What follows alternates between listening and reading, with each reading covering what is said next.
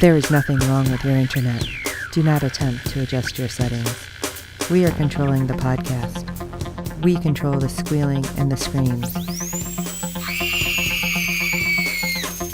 We can make your heart flutter, your eyes blur from tears, or sharpen your mind to crystal clarity. For the next hour, sit back. We are in control of what you hear. We repeat, there is nothing wrong with your settings. You are about to experience the awe and mystery known as the female mind.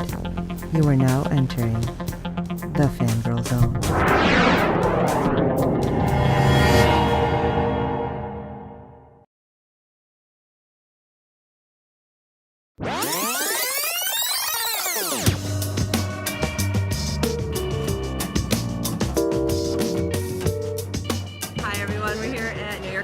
With Keisha, Castle Hughes from Game of Thrones. Thank you so much for taking a moment to talk to us. Of course, hi. So, I have been a huge fan of the books and House Martell. Mm-hmm. And you are now one of the Sand Snakes, Obara Sand. What is it that drew you to Obara's character? I mean, she's super badass. But I was a massive fan of the show and the books previous to that as well. And so, and Dawn was always my pick of places to live. I thought if you're going to live anywhere, then Dawn sounded like the best place to be. And so it was crazy when I knew that they were like casting the Sand Snakes.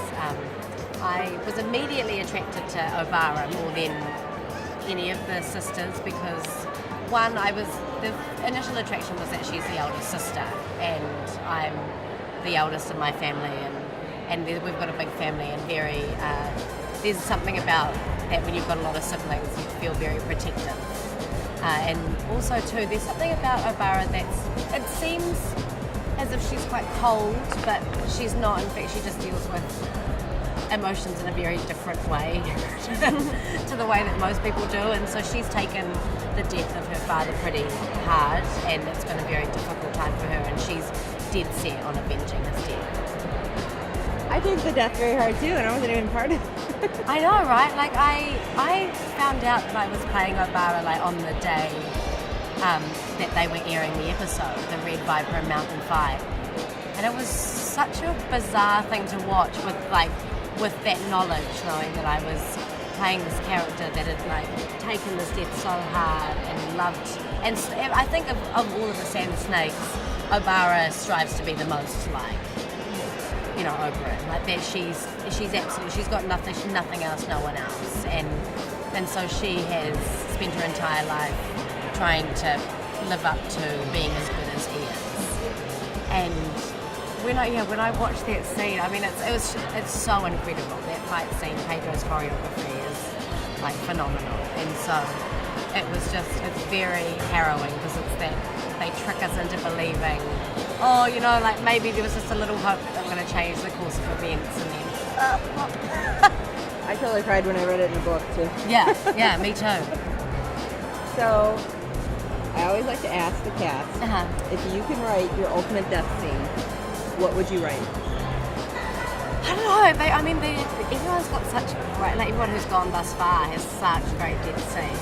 I would love for Obara to go down, sort of bravely in battle somehow. But I've got like a very strange sense of humour sometimes, and I also think it would be very funny if she went down like she'd been bitten by a snake or got food poisoning. It's like, it would be such an odd thing, especially with a character like that who's such a warrior and people are so afraid of to, eat something wrong one day.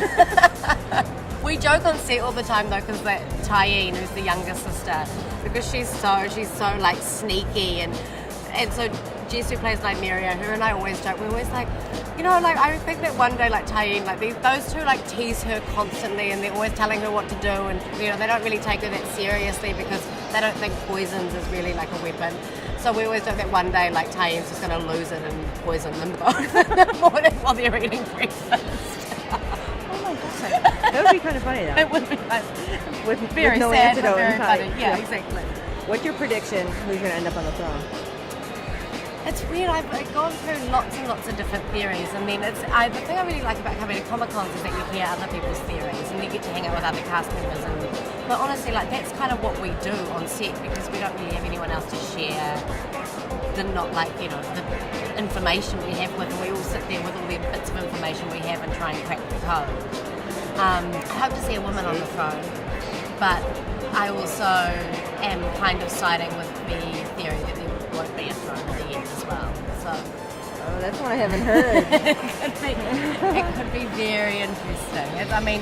Honestly, I think that like the stories, and it's interesting now that we're like on par with the books, because up until now, like especially people like us who have read the books, you kind of like the things that are coming, and they're portrayed so well in the show and done in such a great way that it's still shocking to watch, but you're aware of what's on the come up as opposed to now I've no idea. And finally, you've actually been acting for quite some time. So what kind of advice would you give women who are trying to get into the business? I've been acting for a long time, and I've been really lucky that I've got to work with lots of incredible people. I think never be afraid to ask questions. I think that's a big thing, is that often when something's scary and new, you kind of just pretend to get on with it. But if you don't know what something is, don't be afraid to ask. And I think too, especially as women, is try and do as much stuff as possible. In all kind of different mediums of whether that's directing or writing or acting or whatever it is you can do.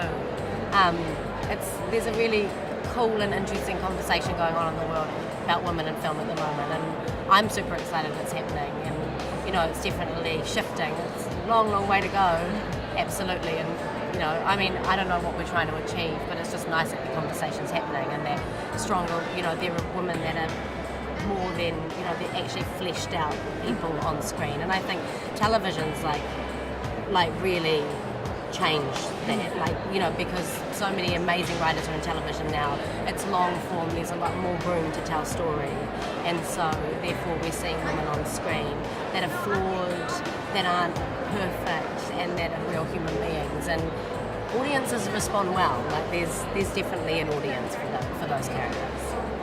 Thank you so much. Thank you. Hi, I'm Keisha Hughes, and you're listening to the Fangirl Zone.